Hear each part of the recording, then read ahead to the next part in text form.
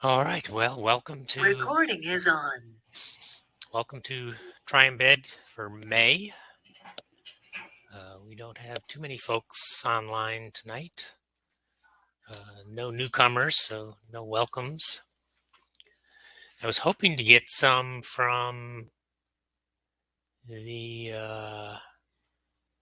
Mars Fest table. I talked to a number of people who seemed to indicate they would be interested in showing up and signing up, but nobody showed up. Any announcements? Things going on that we should know about?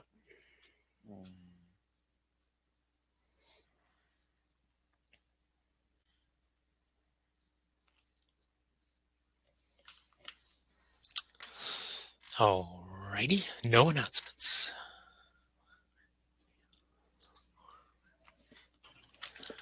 Okay, problem of the month. Let me start sharing my screen.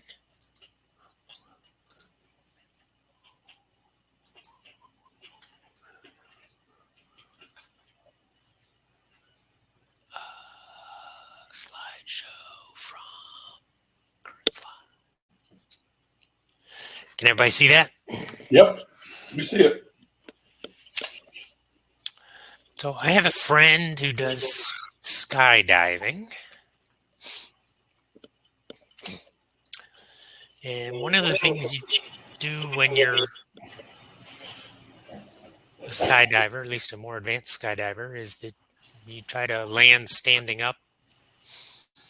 And you do that by flaring your canopy, and so that it just stalls right as you land your toes on the ground.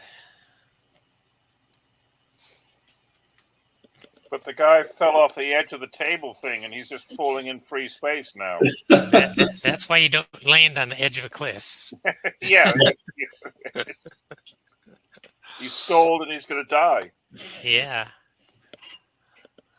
They do practice this as they're coming down, right? You practice a flare so that you can get the feel of what it feels like and what it's like, so you know when your airfoil is about to stall and what it feels like when you stall. So my buddy would like to build a device that would beep when it gets to the proper altitude, which is somewhere around 20 feet off the ground, your feet, 20 feet off the ground. And so that's the problem for this month. How can we design a device that will beep at the right altitude? Ground plus 21 feet.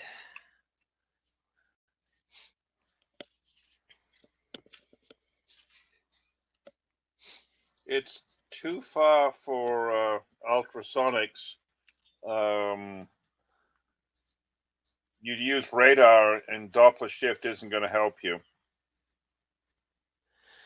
So you said ultrasonic won't work, and then you said radar won't work? Radar, most of the cheap radar stuff, at least the ones I have, are Doppler shift, so that they look at movement, which doesn't give you absolute position.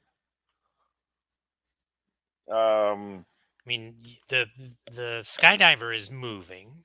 The skydive is moving, but it's you can be tricky. I mean, I've got a bunch of radar units that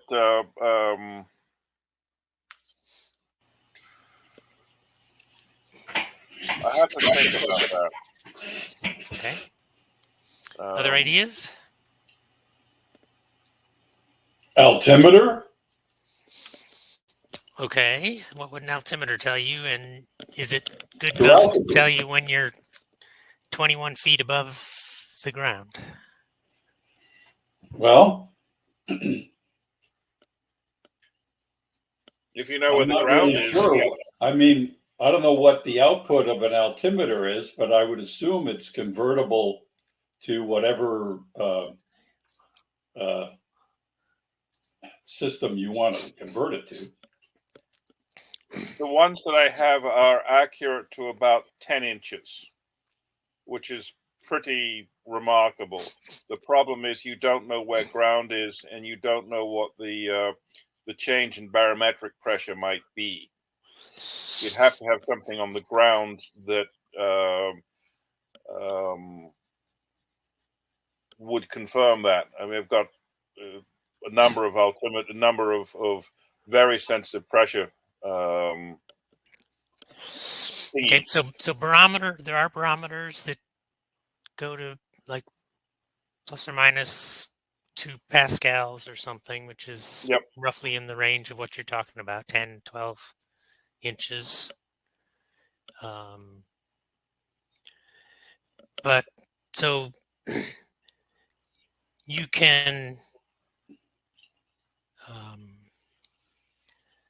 you can initialize the device at the landing zone prior to getting in the airplane, but it may take 20 minutes for you to get up to altitude and jump out and get back down within 10 feet. And in 20 minutes, the barometric pressure can change way more than 12 inches worth. Yeah, and you'd have to have a ground truth unit that you could send the information Wi-Fi. But so if you had a Wi-Fi transponder on the ground, you would have to synchronize both units, because although their relative accuracy is 10 inches, their absolute accuracy ain't anywhere near that. Right. You could use LiDAR, which I have done nothing ever with, but that's a possibility. Facing downward? Yes. Yeah, does LiDAR tell distance? Yes. Yeah. It does? Yeah, it shoots a laser out and gets the return. Yeah, measures time of flight. And it measures time of flight, yeah. If you want a simple way of doing it, if when the dam busters in the Second World War blew up the dam in Germany, they had to be at an exact height, which was about 60 feet, and they had 2 spotlights on the tip of each wing, which would converge when they got to the exact correct altitude. So if you had 2 lasers and a pole between them, then as you got closer, the beams would tend to converge, and that would tell you exactly what that would tell you what altitude you were at. You probably want to pay attention to other things and not look down at the laser, but it's. Yep, probably. But that's an interesting idea. I don't know if you'd The be able lasers to... could be pointed, ahead of you, so wherever you're looking, whether you can see the dots. I mean, it's a whole bunch of, and you're basically making a very poor man's LiDAR at that point.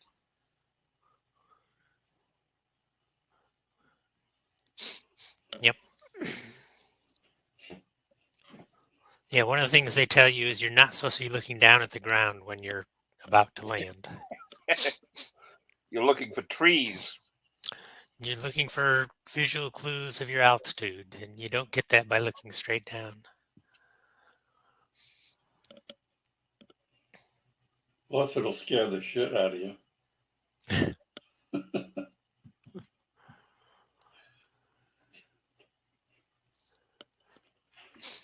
Okay, any other ideas? Yeah, I mean, there are LiDAR systems out there that are in the $60 range that I've seen. I've never played with them. I don't know what their range is. And how effective they are bouncing off grass, I don't know. Right.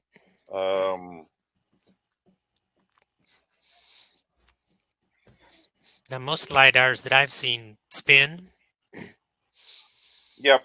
Are there ones that are fixed and only look, that would be cheaper or more accurate, or? I think Seed has some inexpensive ones that are fixed. Yep, they do.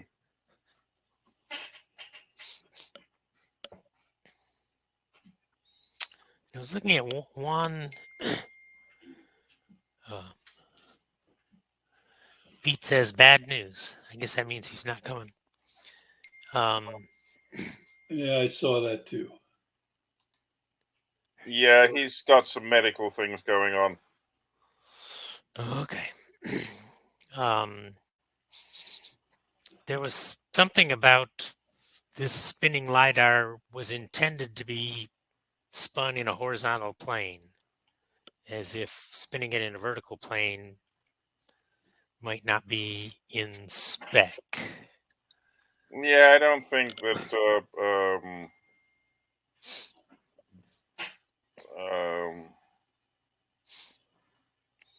But if it's a fixed one that's not, yeah, I mean, being spun around, maybe that would be okay. There are various time of flight. If you have a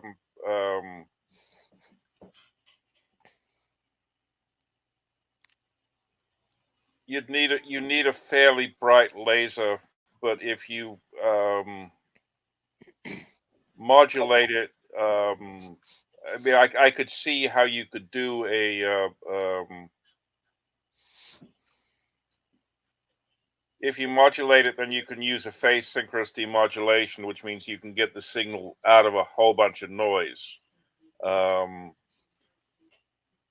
It's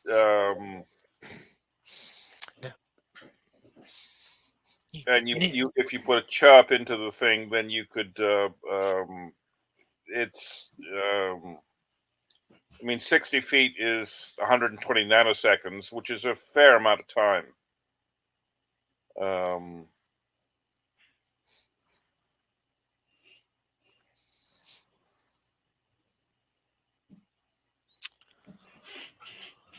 So he wants to know at 60 feet or at 20 feet?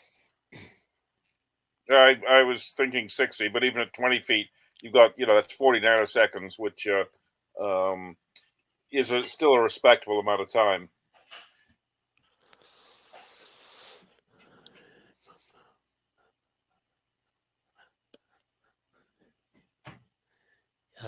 Yeah, I mean, you don't have to be. You have to listen 40 milliseconds later. You don't have to be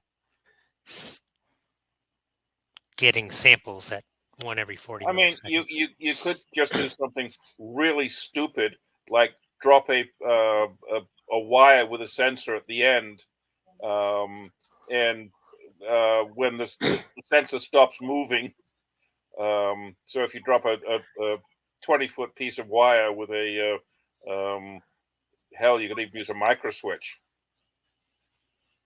an accelerometer on the end of it.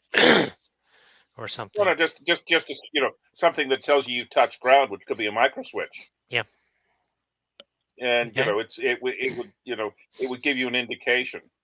Yeah, I don't like that because I would worry the damn thing would snag on something and rip your leg off. And rip your leg off or pull you out of the sky. Well, you make a little breakaway thing that. You could use magnetic wire or something. It's it could be a one-time use thing. Right. Making things that break is something I've done quite often. I think we all have. Nick, you start off by saying ultrasonic was no good. Why do you say that? The range. It fans out too fast. Yeah, it's. I mean, I think it's. They're only good not some ultrasonic sensors. I would not, at 20 feet, I would say that it's questionable. I think of ultrasonics as 5 feet, that kind of range. Now you might, I've got some, I got some of these little things here. If you want to play with, I've got a couple of these. If you ever want to play with them, Yeah, I've got some of them as well. it's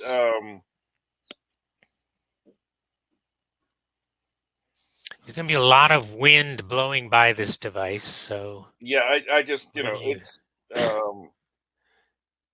you're going to be up in the 30-40 kilohertz range. Don't know.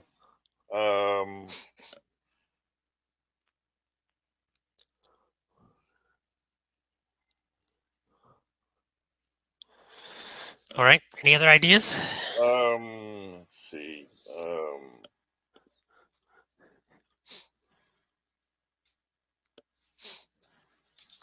Yeah, I would tend to do, a pressure with a ground truth.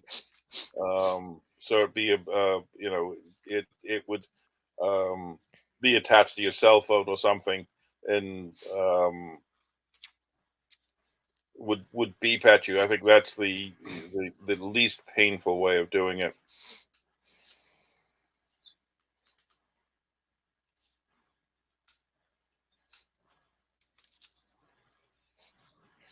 Okay. If you were allowed to place something on the in the landing zone area, would that Yeah. help in any way? Yeah, no, it's if you had two. Yeah, I understand that one. I'm talking about a different solution where the Well, you could use a camera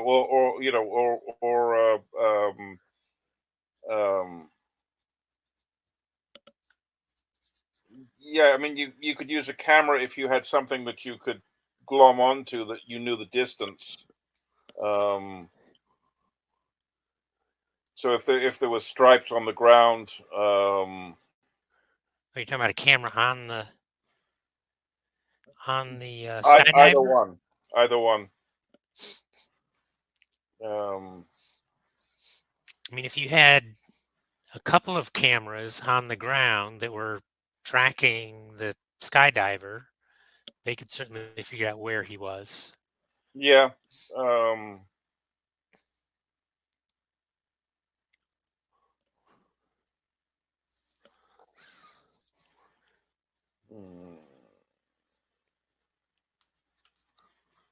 Yeah, the LiDAR is the most elegant of the solutions. Yep. And let's say the Seed Studio has they're basically just time of flight. They put out a pulse.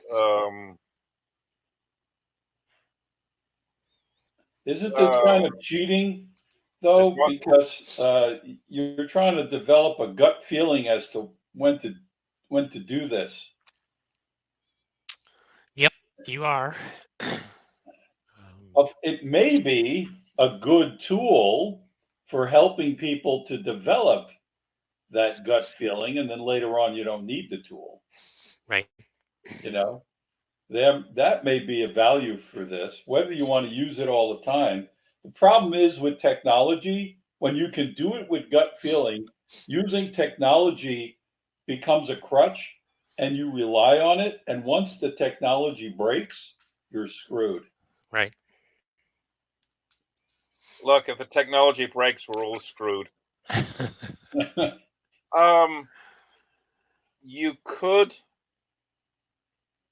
There are those weird things, those spinning laser things that they use on construction sites.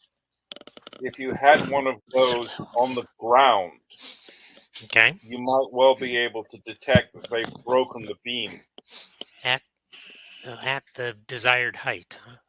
at the desired height. Okay.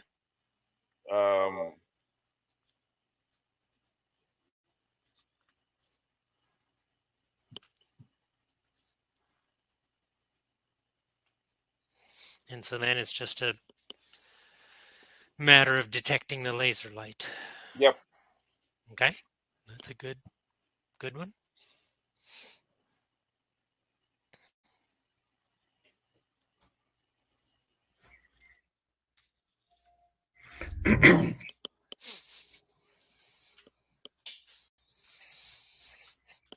Where would you mount the device?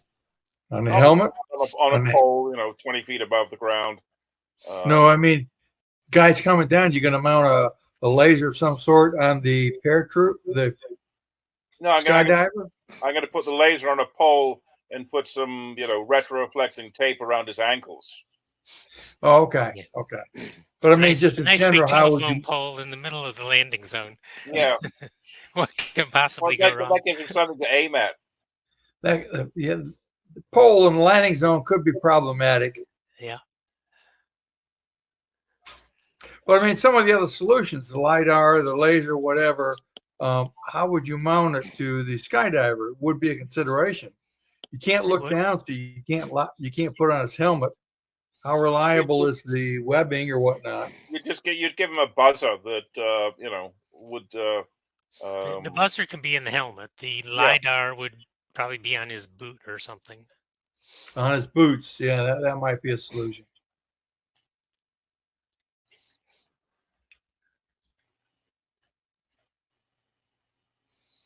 Altimeter could be in the helmet.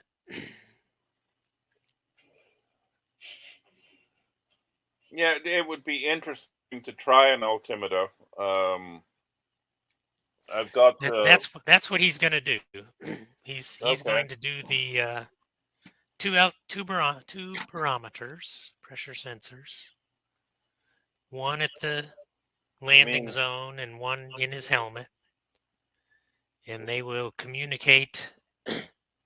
There's your altimeter. There's your very accurate pressure sensor, and it's mounted to an ESP and with a battery. Yep. Yeah.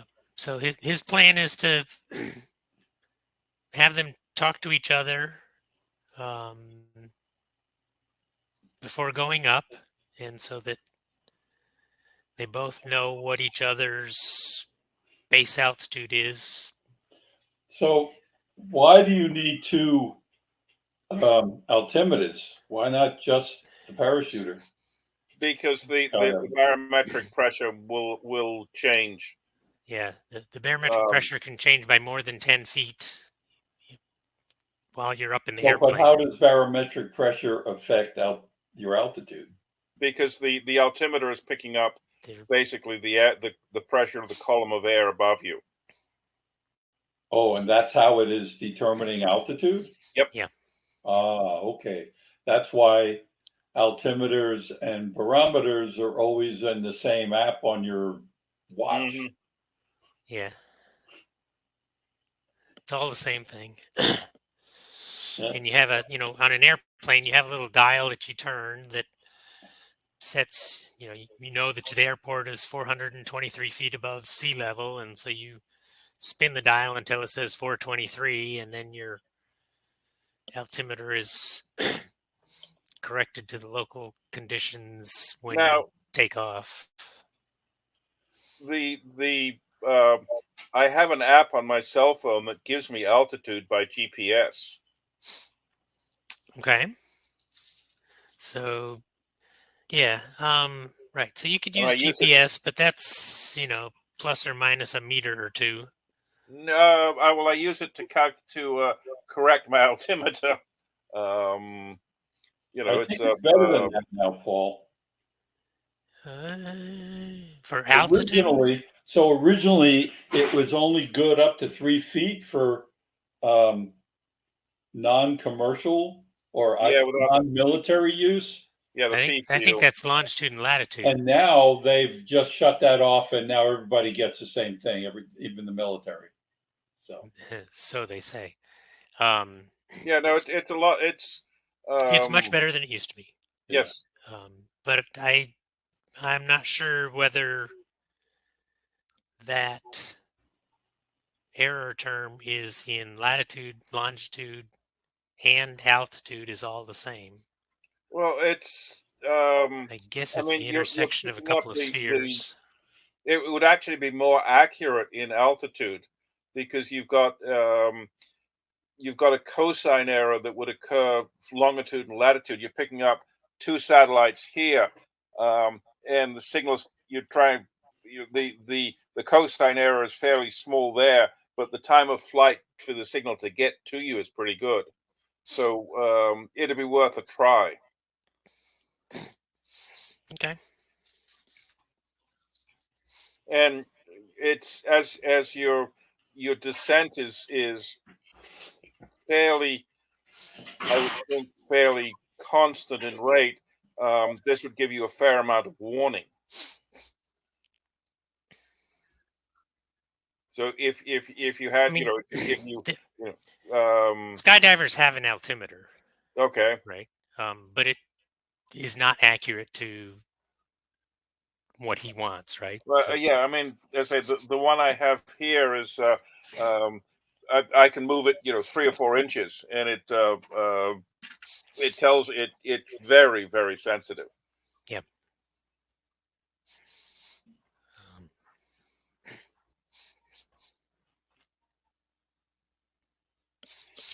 Okay. Any other ideas? Hey, Bill.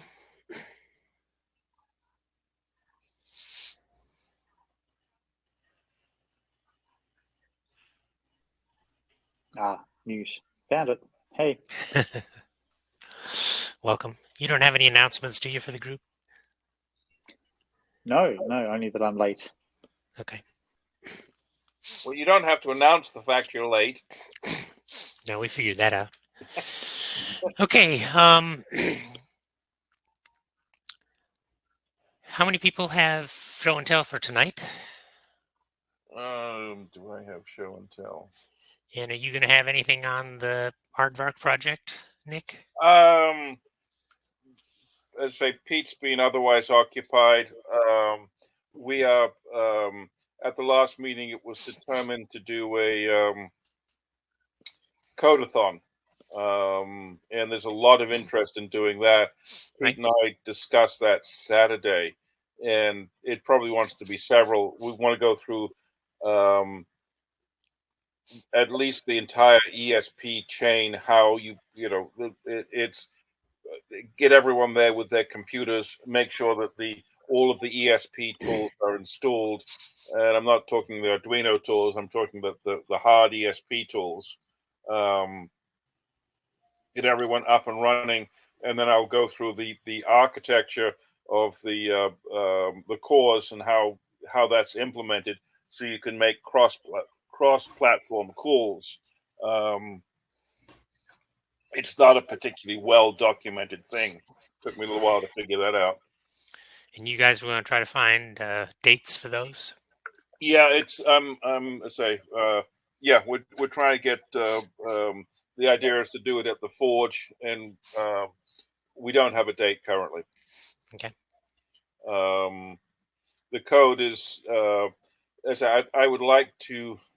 I'd like to go through the code, with other people. I've sort of invented this thing out of whole cloth, and it's not that remarkable. It's Jason calls cross-platform, but it's to the point that I have a vague idea what I'm doing, and I think it would be a good idea to get other people involved in the architecture, because it's. I am, contrary to popular belief, less than perfect in my design sometimes, and I would like to establish that those problems before I cast everything in granite. Understood. So it's that's at least my aim for the codathon, is to get as many people as I can up to speed on the ESP, and then go through, not necessarily, as detailed as possible, which is how I have chosen to implement things, and get input, and it's I could always use, so that's the aim. Okay. All right. So did you have so who has things to show and tell? I do. Well, show. Well, I'm just trying to find out how many people there are, so I know whether I'm supposed to show a little bit or a lot. And if nobody has Um, anything, then I will show a bunch of things. I have my duck. Okay. Does it have a face? That's real ducky. Does it squeak? Awesome. It actually the sensor goes in the duck, and it's used to look at saltwater incursion into wetlands. So the duck has the sensor, and it looks at salinity and a bunch of stuff like that. So you can and it uses a LoRa link to transmit the stuff to a base station, which is why I have the duck, and it's fun in the bath too. How do you get? You have to open up the duck surgically somehow. Well, yes, it's not live. Well, I know it's not live, but Well, you can't put it in through the squeaker hole, right? Yeah, no, the sensor itself is entirely encased in plastic, and it uses Wi-Fi recharging. So there's no you could run over the sensor with a truck. Cool. The battery, everything is in a solid epoxy mass, and you put the duck on a Wi-Fi charger, and it charges up through its ass. Oh, you mean one of the coil chargers? Yeah, the coil chargers, just a regular cell phone. Yeah, I got one here. Yeah, one of these things.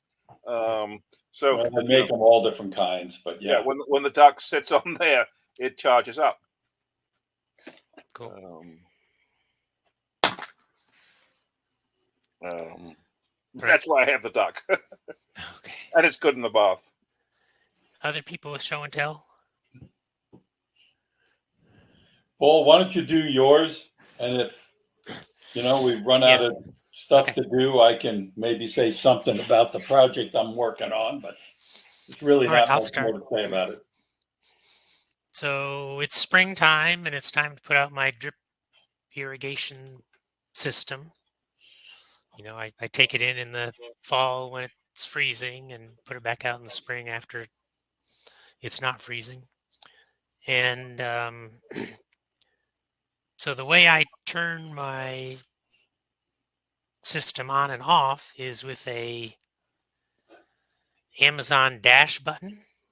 I don't know if you remember those. Yep. It's been quite a number of years since Amazon made these. And so I put all the valves and stuff back out and came in here and pushed the button and nothing happened. There's a little button, there's a little light, an LED, that's supposed to blink red. It's supposed to blink, and if it can't connect to Amazon, it blinks red 4 or 5 times. And it did nothing. If you press and hold, Amazon still has the servers running for that? I don't know. Doesn't matter. So this device attempts to contact the servers. Right? Right. I have in my router a DNS software that catches this request to go to this server, and it reroutes the IP address of this server to my Raspberry Pi. Okay. So it tries to talk to Amazon. My local DNS says, "Oh, go talk to the Raspberry Pi." The Raspberry Pi says, "Oh, somebody just tried to talk to me. I'm going to see what his IP address is, what his MAC address is. I know what the MAC address of this device is." And so when I see that, I can say, "Oh, somebody pressed the button. Now I'm going to go perform some action that the script wants to perform." So nothing happened. So I took it up to my mill, and you can kind of see here, there's some, you can see where I've milled it away, right on the edges. Right. Yeah. Yeah. There was a little slot there that this plastic like thing to put it on your key ring goes into. So I figured I'd mill in those spots. And so that got the edges, and then I started working on one of the ends, and it kind of fell apart. And so there's the device. Let me see if I can focus in on this. Yeah. It's out of focus when you get that close. I know, but I have a focusing ring. Oh, okay. There we go. So that's a battery. It's got a little battery in it. It used to be a Duracell. Now it's an Energizer. And now it works just fine. But the case is not, it's glued shut. So it's not really a replaceable battery unless you want to open it up. So that's just an FYI. If you're doing anything with dash buttons, their shelf life is about to expire. Why don't you put a nickel metal hydride battery in there, rechargeable one, and then so that in 4 years I don't have to put a new one in? Is it 4 years that thing lasts? Yeah. Yeah. Well, something like that. You know, the nickel metal hydride battery can be recharged periodically. Yep. I could do that. I don't. It's easy enough The just to voltage is a little lower, but if that doesn't matter to the circuit, then. I mean, the way it is now, I just pop a new battery in. Yeah. I don't know if I'm going to glue it back together or not. Just put a rubber band around it. There you go. A little bit of electrical tape. So that's one thing that came up this month. Let me plug in my USB microscope camera. That usually replaces my webcam.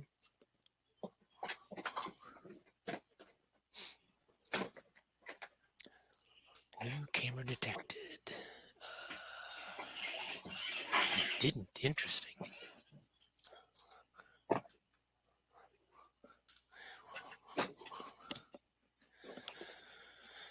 All right,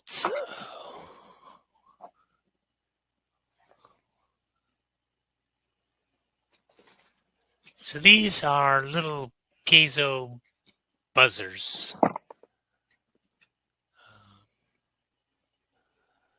Two different kinds. One you can see is potted with epoxy, and one you can see down into the circuit board. The one that's potted with epoxy has a driver chip embedded in there, so that when you give it power, it makes a noise at some predetermined frequency. I have a piezo-powered version of one of those. Piezo that doesn't need a battery. And it makes noise? It makes a pipe. I've never used it. That's what I was digging for. But it's a,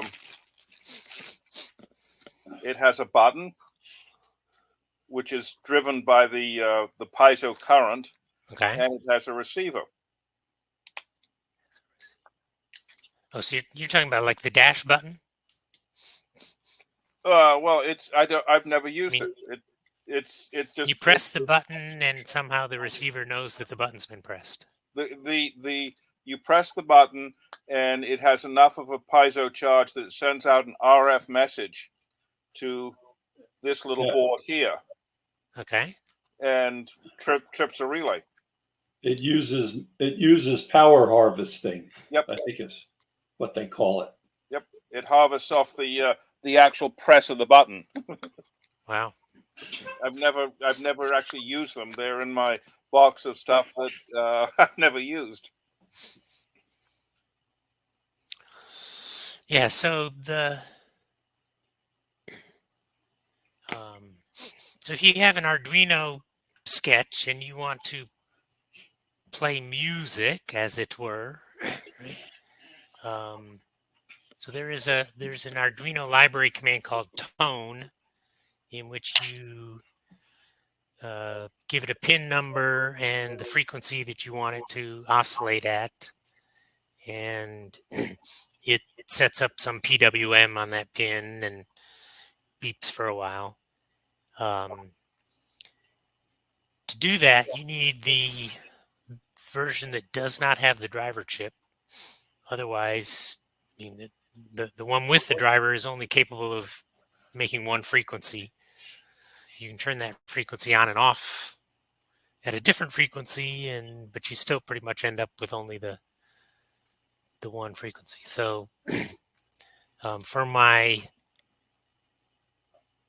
physical therapy monitor, I wanted to do some, I wanted to make some beeps and things and different kinds of beeps and numbers of beeps so that, I could keep track of my number of reps and number of sets and number of whatevers. So I'm using this style where you can play different notes on it. You can just turn it on and off kind of randomly, and you get a little click. And so I had that kind of working. I have written a beep class that I use with the other style if I want to beep, beep 4 times for so many milliseconds on and so many milliseconds off. It handled that. But it doesn't handle playing little tunes and whatnot. I've done that before in some Arduino sketches using the tone command, but those usually implemented as start this tone, delay this long, turn it off, delay this long, start the next tone, and so it's just a list of tones and delays, which is fine if all you want to do is make a song. But if you want to monitor, for button presses and do other things, it's hard to do that while it's stuck in delay calls. So I worked on a little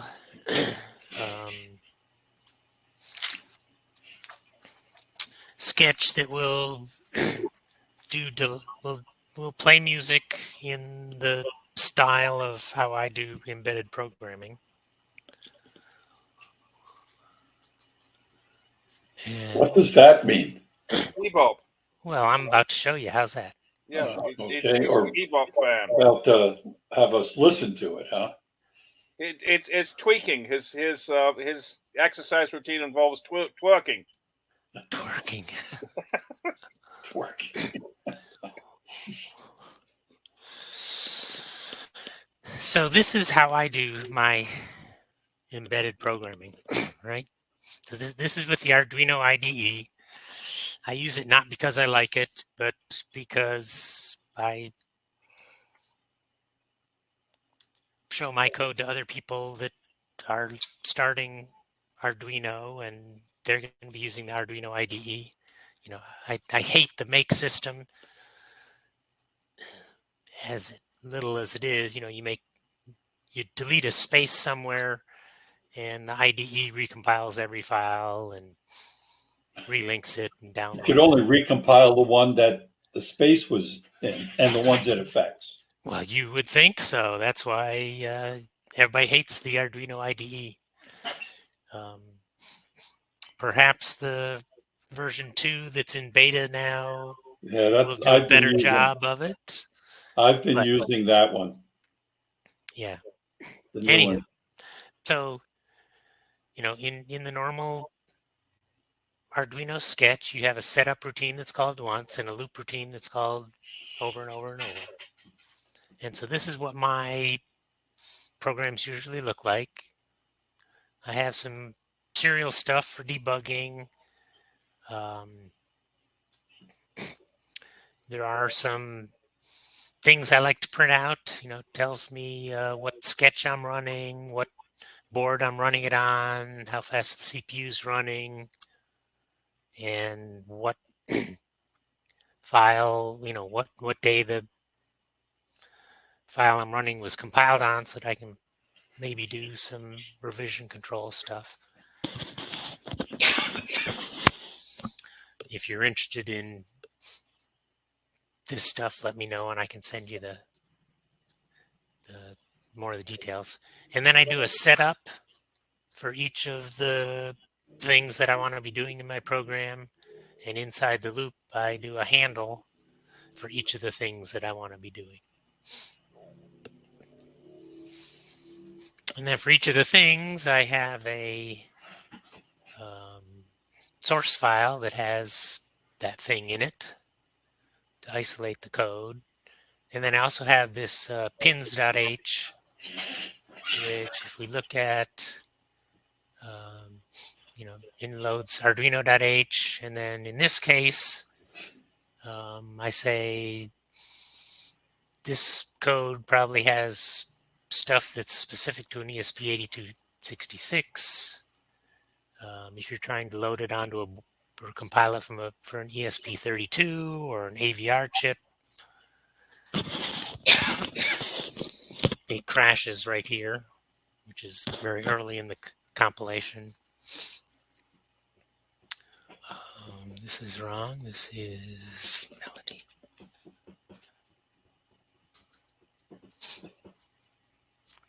And then I usually have some comments that tell me what the pinout is of the development board I'm working on. And some comments about funky things about various pins within that board. And then I do a pound define for, I'm going to put my buzzer on pin 4. That's convenient because when you plug that little guy in between ground and some other pin, he hits pin 4, which is a good one. It's not one of the ones that has an LED on it or anything like that. And then I do have my function prototypes for my melody routines. And these are some pound defines I found somewhere for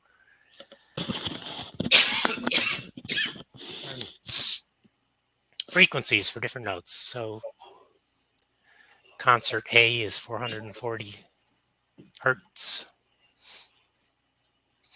And this is kind of the range that you can get out of one of those little speakers.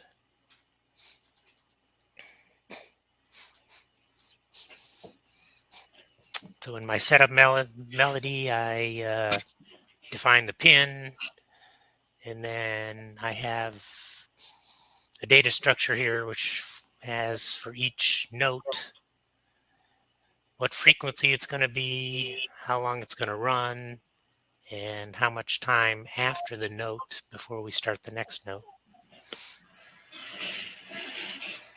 And so I'm going to handle this as a circular buffer. That doesn't look like a struct. It's not a struct. It's a data structure. It's not a struct. Oh, okay. I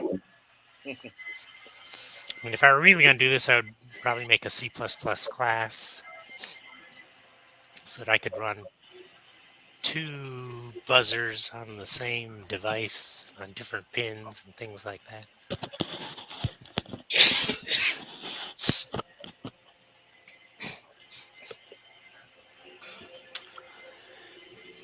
So in the setup, I just initialize everything to 0 pretty much, set the pin, and then in the handle, I look at the head pointer into the circular buffer, and depending on whether a note is playing or not, I look to see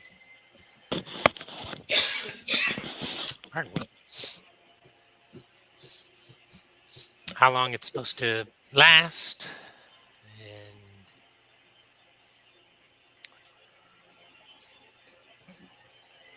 Now this supports playing notes at 0 hertz, which are, not really a note, and could be handled by lengthening the rest on the previous note. But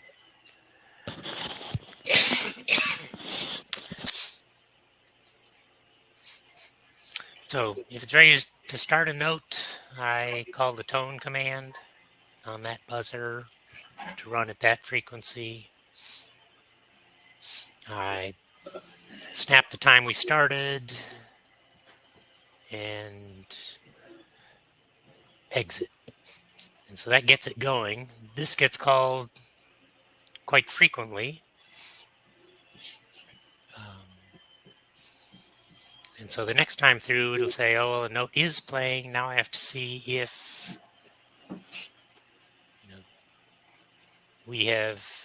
if it's time for the note to stop playing. So that time would be the current time minus when the note started, being equal to or greater than the specified duration.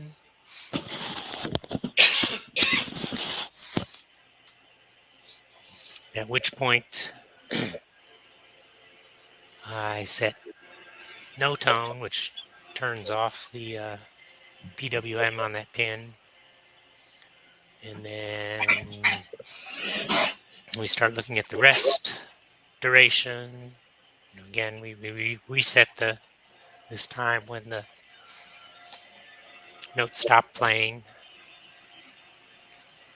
And once we get through here and it's time for the rest to stop and the next note to start, we fall into here and we increment the head pointer.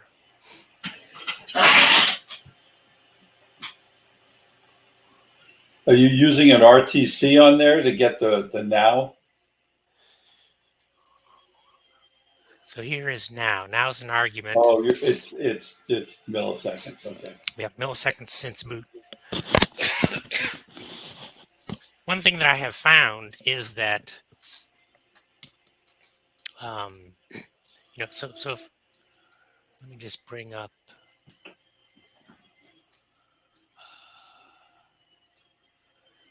Which one? This has a bunch of things.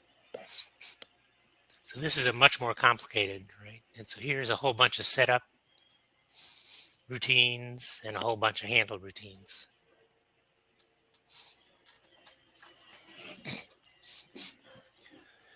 So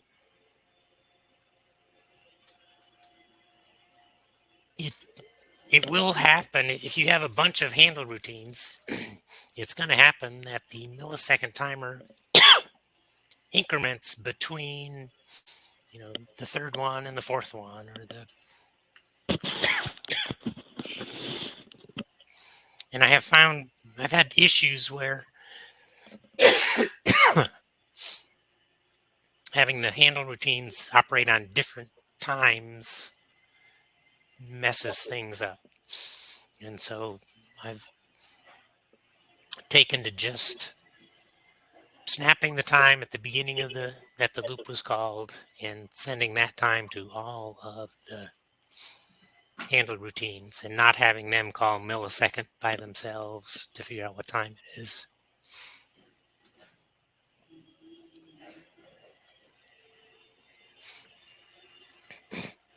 And then there's a function I can call that will add a note to the melody that I want to play. And so here is an example of adding a bunch of notes to play a song. And let me plug it in and you can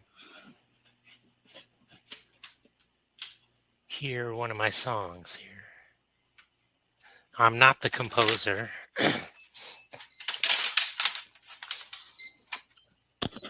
I'm going to bring my microphone down closer to it.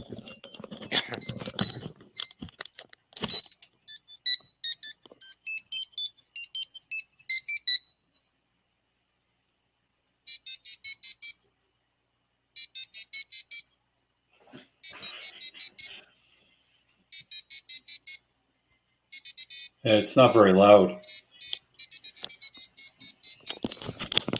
Does anybody recognize either of those songs? Yeah, it's kind of hard to hear. They're not very loud. Really? Is that it better? That's a lot better.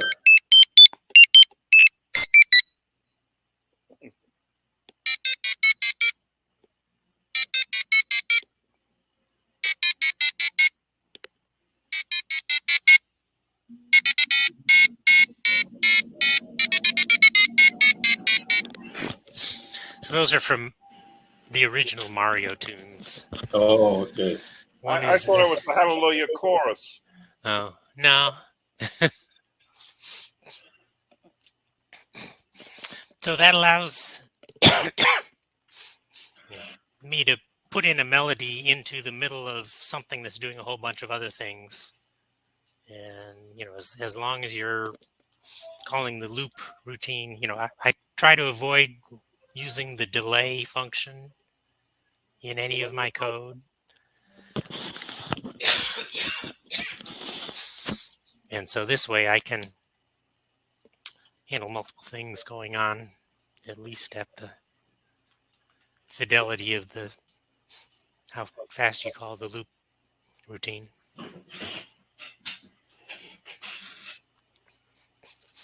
So I now have my PT monitor. Every time I do a set of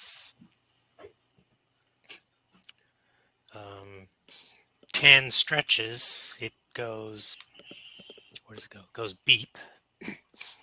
And after I've done 3 sets of 10, it goes beep, beep. And after I've done those 3 sets of 10, after I've done the 3 sets of 10 once, it goes beep. After I've done those 3 sets of 10 twice, it goes beep, beep. After I've done those 3 sets of 10 3 times, it goes beep, beep, beep. And so now I can just do my things until I hear it go the first little beep, which tells me I've done 10. And then I switch to the next exercise and do 10. And I keep cycling through my 3 exercises until I hear it go beep, beep, beep, which tells me I've done my 3 sets. And I shouldn't have to count at all.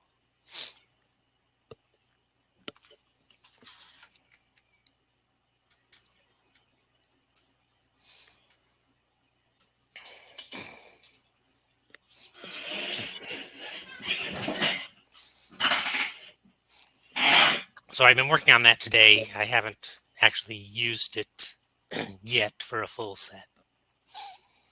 I'll have to let you know how that works next month.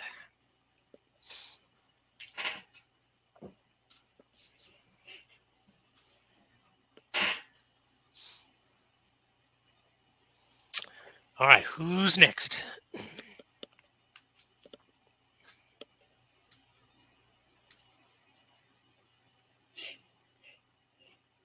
I've shown you my rubber duck. That's all I have. I'm just a one-trick pony. A one-trick duck. Okay.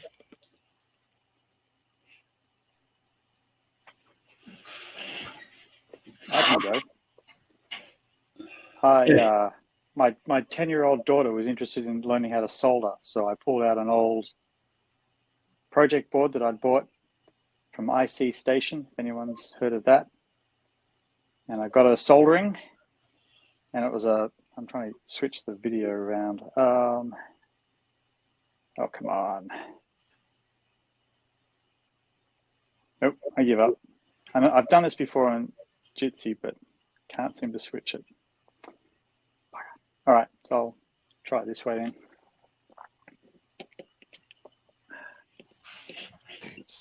So Has she burned herself yet?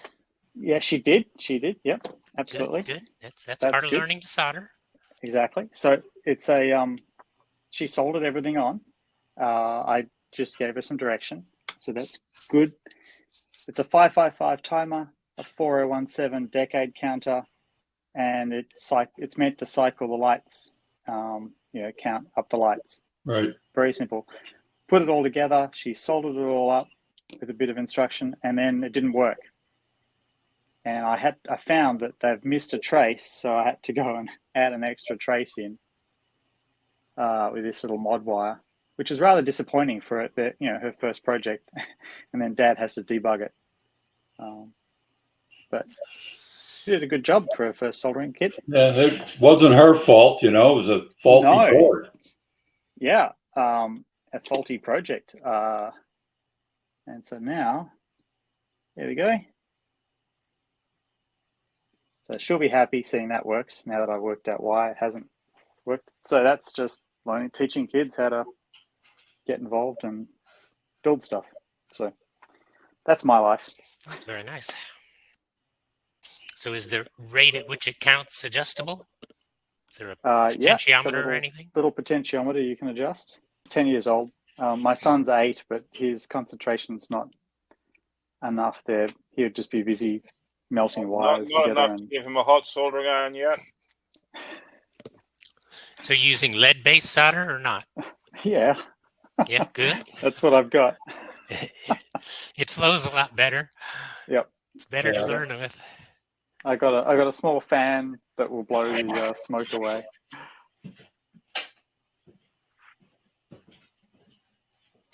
So that's me. Thank you. Thank you.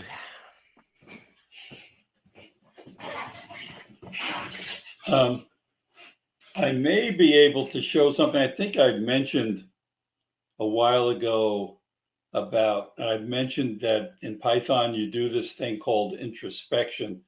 I originally learned how to do this when I was doing a lot of Java work.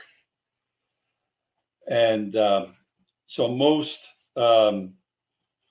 interpreted or languages that don't go directly to machine code gives you the ability to do what's called introspection. You can't do this in C or C++, but it allows you to go down into the bowels of the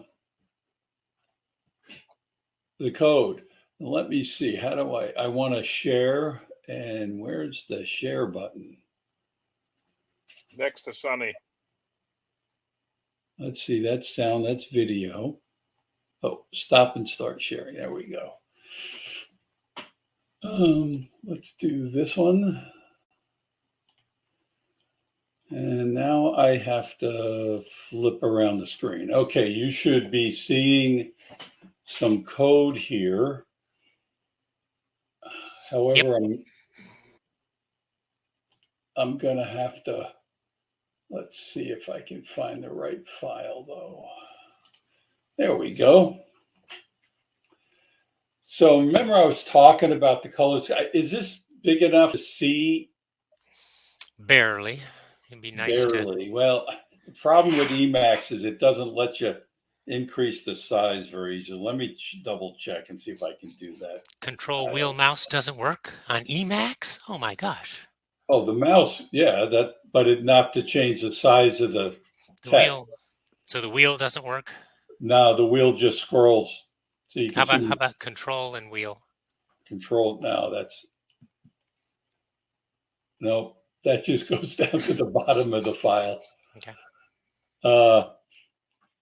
So here we have the RGB class and all the values for RGB. Matter of fact, the comments to the right show you what the values are in decimal that make up the actual RGB, the actual hex values. So down here is the BGR class. Notice it starts with an underscore.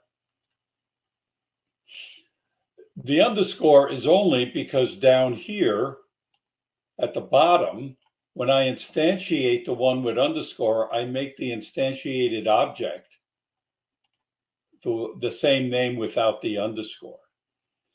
So here is some conversion that I do. So I'm actually making kind of like an inline method.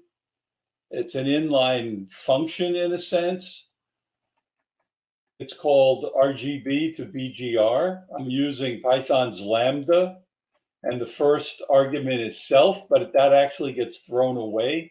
You just need it when you call it. You pass in a value C, and then you shift, or you AND it, and then shift. And the middle one is actually stays put, I think, but you have to cull it out of the value. And then the bottom one does the same thing. It ANDs and then shifts.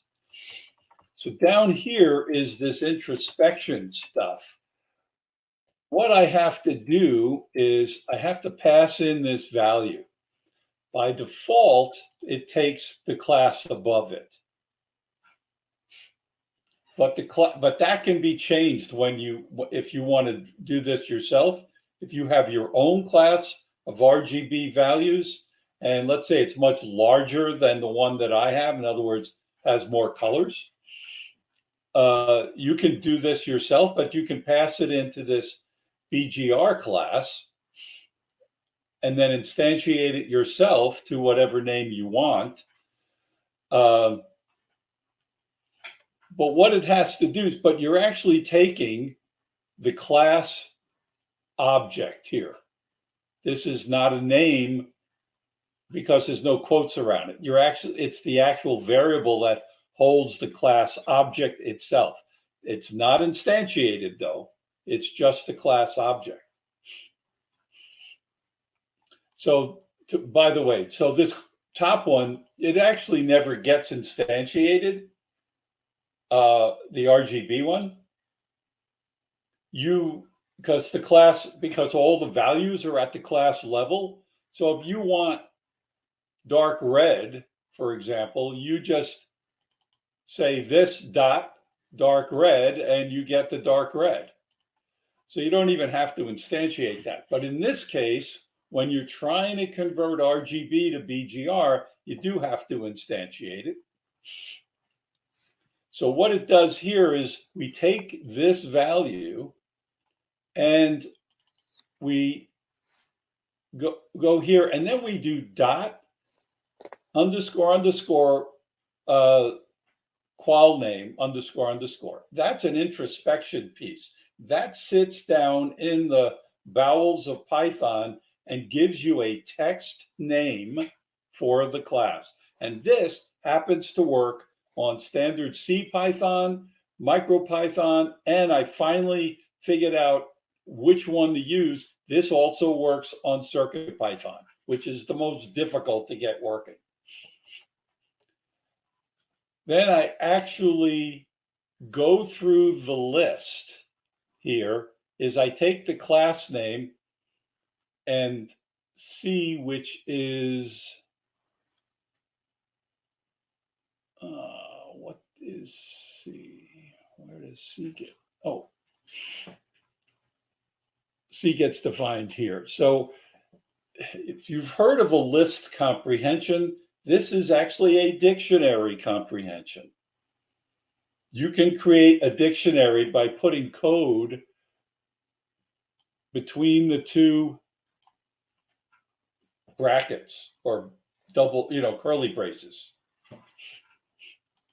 And what I do is I say, give me the directory. So this is also kind of introspection stuff. So the dir says, give me all of the values in the RGB class. Now, this is a non-instantiated class.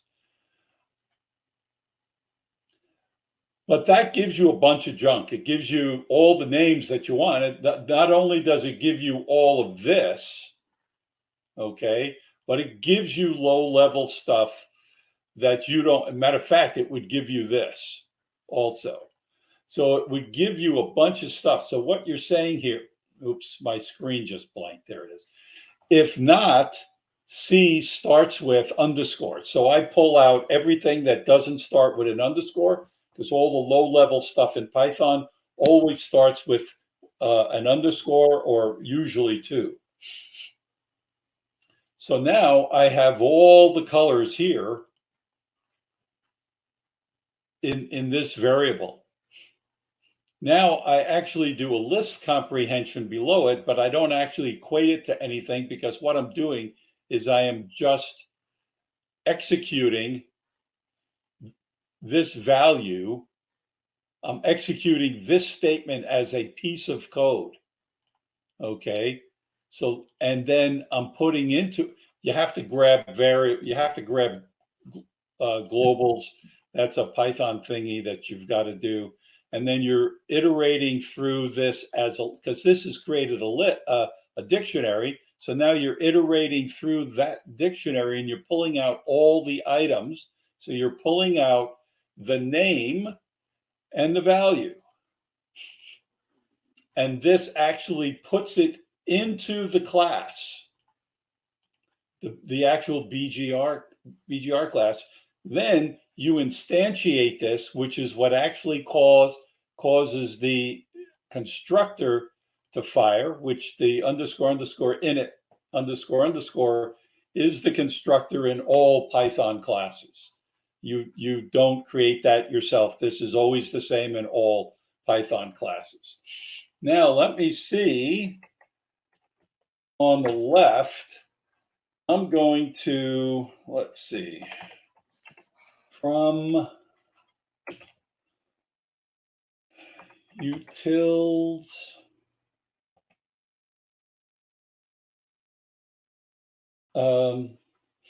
Can I import? Yeah, I think from utils, I can do import. I can get both of them, and I don't need the board on there. So now if I do,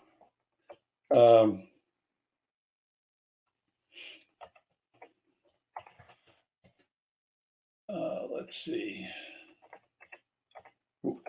RGB, that gives me all the objects that are in the RGB class. Notice all the garbage at the bottom. This is all interest stuff that Python uses to define the class. And this is actually what you would use in an introspection. So here, let me clear that. Let's go back to this. And let's flip this to the BGR. And we do that. And notice we've now got all of that BGR stuff in there. So if I was to do, so here's the RGB one again. Let's take off the dir. And so did this create a new table with the different values? Or I did it actually dynamically put objects on the class. So now here, if I do red, that's the number we get. Now, if I do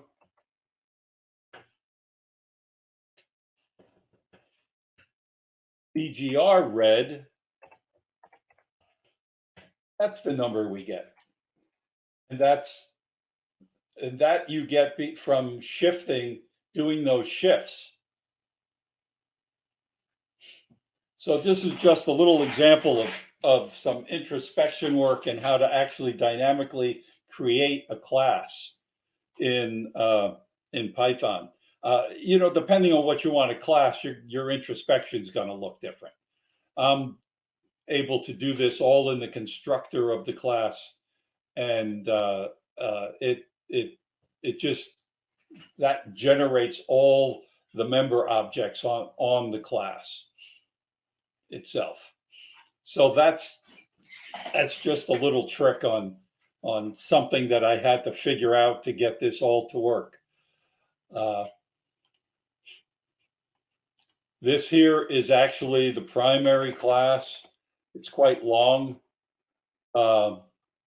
This is what actually will generate all of the code. So something of interest here, this is the actual class you're using. This is the ILI 9225. So that's actually named after the chip. I'll do the other chip a little later, but it's going to use a lot of the same code here. all of these class member objects are all, these are all commands that you send to the chip directly through SPI. So there's commands and then data. And all of this stuff are just different pieces. Here's the constructor of this thing. These here are special comments that are used when you generate documentation. It'll auto document with all of that stuff in here. It takes a little time to do that, but you know, it's worth it in the end. Super is how you call the base class.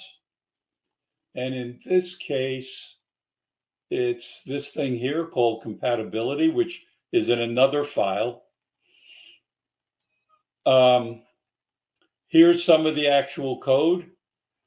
Let's find a good one here.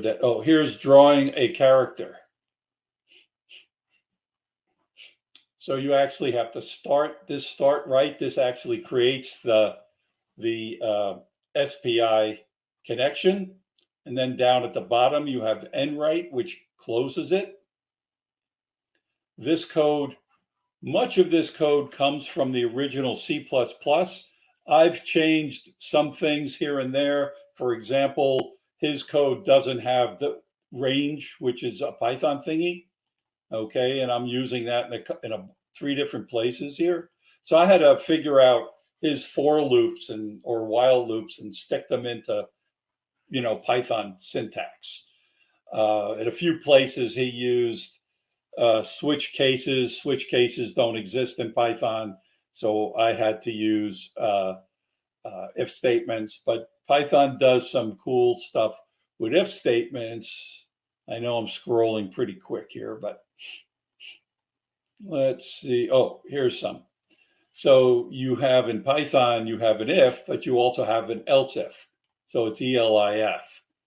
And then you eventually could have just an else at the end, which would kind of be like the default in a case statement.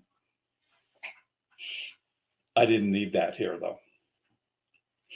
Matter of fact, this orientation up here. So if somebody gives me a number other than 1, 0, 1, 2, or 3, by taking the modulo 4 of whatever number, it converts everything into 0, 1, 2, and 3. I didn't come up with that. That's something he had in his code, but I said, that's cool. I'm just going to keep that one. So that way you don't have to worry about sending in a number that's out of range. Let me see. So the Raspberry Pi code, this is specific to the Raspberry Pi. So this gets pulled in. So here's that compatibility class. So on the right-hand side, these try except blocks look for specific things that exist only on a Raspberry Pi, which would be the same on a regular computer for the most part, or on MicroPython or CircuitPython, so I can determine what platform I'm in. And then by doing that, I pull in the proper class. So in this case, it's the Raspberry Pi, or it's CircuitPython, or it's MicroPython here. This is something else that I was kind of working on. It looks like I might not be able to do that because it doesn't have any, that's also this thing here. It doesn't actually have any SPI stuff that works. So that's that special board I showed you that you can plug into a computer, a USB, that gives you the 40 pins that a Raspberry Pi would have, but there's no SPI, so I may not be able to do it. And it's not a very big class, but what it does is it pulls in the PI version that it's determined above, and that's what becomes, that pulls in this file on the left, in this case, the Raspberry Pi version, which then gives you all the low-level stuff for handling Pi and setting pins and doing a digital pin or doing an analog pin down here, which you need for controlling the LED. You need a PWM. So all of that stuff obviously would be very different from one version of Python to the other. So that's why I need to be able to determine what version I'm on to begin with. Anyway, that's what's going on here, and I can stop the. So I don't know how well you were able to see that, or whether or not you were able to follow me much at all there. I can actually talk about this at another time if once we get different things working on different platforms, and I can actually show you things actually working. Matter of fact, if you were at the ROSFest, I actually had the Raspberry Pi one working on there, but I was just typing in stuff in a Python prompt and just executing stuff directly. I didn't actually write a piece of code that used the API. I was just using it on the Python prompt. I saw some circles and rectangles. Yeah, so that's all I was doing, circles, rectangles, and triangles would not have worked had I tried it because I just found a bug in it today. I had to fix it. But so yeah, how do you handle fonts and things? Is that so there's two different kinds of fonts. There seems to be what is called a standard or a native font, which can be done quite easily, but there's only 3 or 4 supplied. There's not too many. One of the advantages with it is you can either do monospacing or non with that font. If you use Adafruit's standard fonts, so they've developed their own font style, and which they generate. So it originally was used for using on the Arduino, so it was actually in header files. So I wrote a piece of Python code that actually looks at all the header files in a font directory and converts them all to Python files. It literally goes through, there's a bunch of regex in it, and it goes through and converts them all. And then I will supply those, and then somebody would import those files into their code when they want a certain font. So eventually, I mean, in this Raspberry Pi, it doesn't make that much difference if you put the entire package on your Raspberry Pi. It's not really that bad in far as memory is concerned when you're talking, a gig of RAM, but on the small microcontrollers, that's not going to flesh out too well. So eventually I'm going to write some code that will automatically pull out all the pieces you need, minus the fonts, which you'll have to add manually, because who knows what fonts you want. You can make that determination yourself, put on a couple of fonts, check them out. If you don't like them, blow them away, put on other fonts until you finally, get the thing designed the way you want. And then you just have the fonts that you want.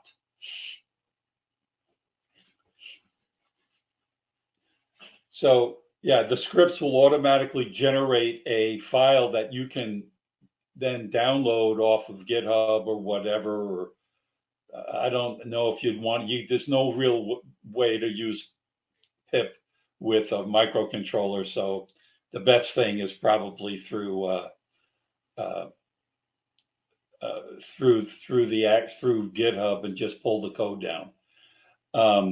The Raspberry Pi I might make a pip install for, and then put it out on PyPy. I've got other stuff out there already. So anyway. Is the Python for your fonts? Excuse me? the Python for the fonts. So yeah, Is so that- the is that- Python, I actually had to write a special short script that Right, actually you pulled in converted- all the header files and converted them to Python files. You converted a data structure to Exactly. I programming converted language, right? text. Essentially, I look at a header file as one big chunk of text. I parse it, I parse through it, and I know what I'm looking for, and I just create Python code out of it. Basically, all I'm really creating in almost all cases are three structures. One structure is a bitmap, and it's a list. It's a big long One for each list. glyph. Yeah, and then the other one are glyphs, and those are lists of lists. And the third one, so this is the structure that Adafruit created. The third one is has, let's see, 1, 2, 3, 4. It has 5 objects in it. The first one is the bitmap object. The second one is the glyph object, and the other two are, I think, one is the number of characters. One is the starting character. And I forget what, maybe there's a last or something like the last character or something like that. I can't remember exactly. And it's really only that structure that you need to pull in when you're going to use it to generate characters. And it works great. I mean, I got the standards character fonts working a couple of weeks ago, and about, I don't know, 3 or 4 days ago, I finally got finally got to the point where I could start testing the glyphs and I mean the Adafruit structure, and that actually works. That actually works great. It worked out of the box. I didn't have to make any changes. So do you think the converted Python files version work is great. about the same size, memory-wise, as the C++ data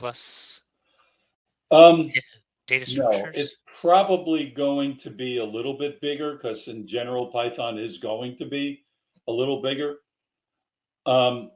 The other thing I want to do for the microcontrollers is not only pull out just the files you need, but literally yank out all of the blank spaces and all of the comments, like all of that stuff I put in there that for the documentation.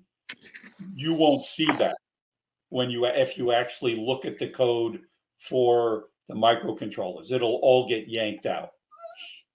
It's okay.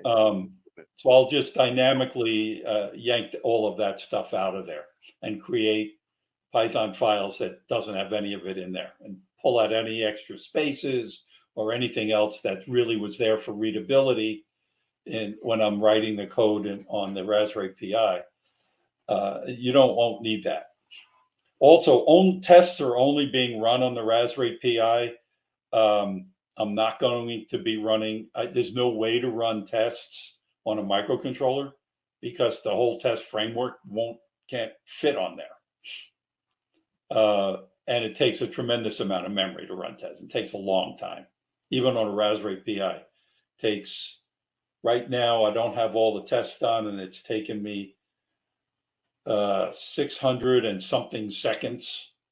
So I don't know what that is. It's like 10 minutes. Yep. Or something. So it takes a while to run the tests, even so it is a Raspberry Pi 3. I'm sure if I use the 4 with more memory, it would probably run faster, but that's what I got right now. All right, thank you.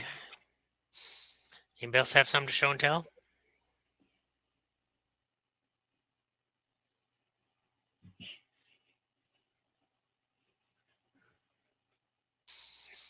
All right. Well, we look forward to hearing when the codathons are, Nick. That'll be interesting. That'll come up on the signal.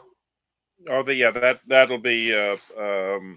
It's a matter of scheduling time at the forge. Right. And they say the idea is, everyone shows up with their laptops, and we make sure that everyone has a running environment. how are we going to treat this as far as COVID's concerned? Because as Pete pointed out earlier, had we met As Paul in pointed out earlier. person, bunch of us could have gotten COVID. So I don't have an answer for that, but the Forge is far more sensitive to that than I am. One thought is to do it outside. Yeah, they have a lot of fans and the ability to go out in the parking lot, and so we'll see. Everybody should probably wear masks.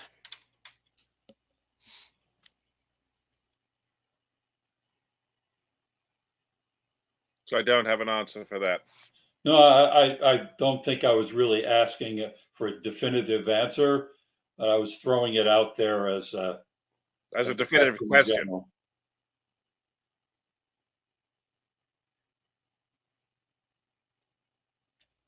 So I'm about as immunized as we can be for the current set of variants. Yeah, I guess you are, at least for the short term.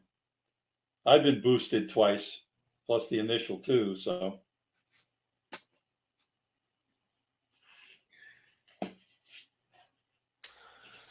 okay, well, thank you all Another for one bites the attending, dust. and we'll see you in a month. yeah, You will. let me stop recording.